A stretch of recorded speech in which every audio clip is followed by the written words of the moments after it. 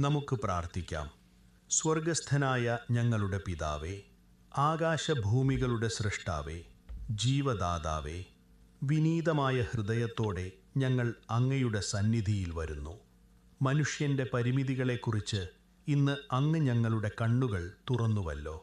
ശരീരത്തിൻ്റെ ബലഹീനതയും ഓർമ്മകളുടെ മങ്ങലും ഞങ്ങൾ കണ്ടു.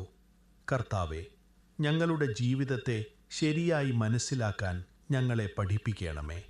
ജ്ഞാനമുള്ള ഒരു ഹൃദയം പ്രാപിക്കത്തക്കവണ്ണം ഞങ്ങളുടെ നാളുകളെ എണ്ണുവാൻ ഞങ്ങളെ പഠിപ്പിക്കണമേ. പിതാവേ, പലപ്പോഴും ഞങ്ങൾ അശ്രദ്ധമായി ജീവിച്ചുപോയി എന്ന് ഏറ്റുപറയുന്നു. അങ്ങയെ അന്വേഷിക്കുന്നതിൽ ഞങ്ങൾ താമസം വരുത്തി. എന്നാൽ ഇന്ന് ഞങ്ങൾ അങ്ങയിങ്കിലേക്ക് മടങ്ങി വരുന്നു. കഷ്ടദിവസങ്ങൾ വരും മുൻപേ ഞങ്ങളുടെ യൗവനത്തിൽ അങ്ങയെ ഓർക്കുവാൻ ഞങ്ങൾ തീരുമാനിക്കുന്നു. അങ്ങയുടെ വചനം ഞങ്ങളുടെ ഹൃദയങ്ങളിൽ എഴുതേണമേ. നീതിയുടെയും സ്നേഹത്തിൻ്റെയും പാതയിൽ ഞങ്ങളെ നയിക്കണമേ. കർത്താവേ, നഴ്സിംഗ് ഹോമുകളിലും ആശുപത്രികളിലും വീടുകളിലും കഴിയുന്ന രോഗികളെയും ഏകാന്തത അനുഭവിക്കുന്നവരെയും ഞങ്ങൾ അങ്ങയുടെ കരങ്ങളിൽ ഏൽപ്പിക്കുന്നു. അവർക്ക് ആശ്വാസവും സമാധാനവും നൽകണമേ. യെശയ്യാവ് 46:4 വാഗ്ദത്തപ്രകാരം വാർദ്ധക്യത്തിൽ അവരെ താങ്ങണമേ. അവർക്ക് അങ്ങയുടെ സാന്നിധ്യം അനുഭവപ്പെടുമാറാകട്ടെ.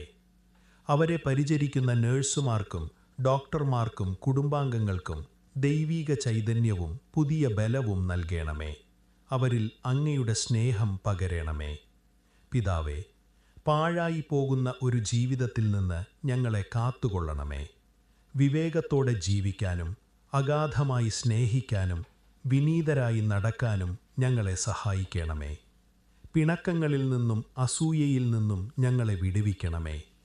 ഞങ്ങളുടെ പുറമേയുള്ള മനുഷ്യൻ ക്ഷയിക്കുമ്പോഴും അകമേയുള്ളവൻ പുതുക്കം പ്രാപിക്കുമാറാകണമേ.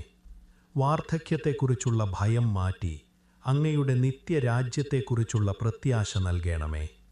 ഞങ്ങൾ ഈ ലോകം വിട്ടുപോകുമ്പോൾ അങ്ങയുടെ വിശുദ്ധന്മാരെ പോലെ സമാധാനത്തോടെ അങ്ങയുടെ സന്നിധിയിൽ വിശ്രമിക്കുവാൻ ഞങ്ങൾക്ക് കൃപ നൽകണമേ. അങ്ങയുടെ മാറ്റമില്ലാത്ത സ്നേഹത്തിനായി ഞങ്ങൾ നന്ദി പറയുന്നു. ഞങ്ങളുടെ ആയുഷ്കാലം മുഴുവൻ സന്തോഷിക്കുവാൻ തക്കവണ്ണം അങ്ങയുടെ കരുണയാൽ ഞങ്ങളെ തൃപ്തരാക്കുമാറാകണമേ. ഞങ്ങളുടെ ജീവിതങ്ങളെ അങ്ങയുടെ കരങ്ങളിൽ സമർപ്പിക്കുന്നു. പിതാവിൻ്റെയും പുത്രൻ്റെയും പരിശുദ്ധാത്മാവിൻ്റെയും അതിപരിശുദ്ധമായ നാമത്തിൽ തന്നെ. ആമേൻ.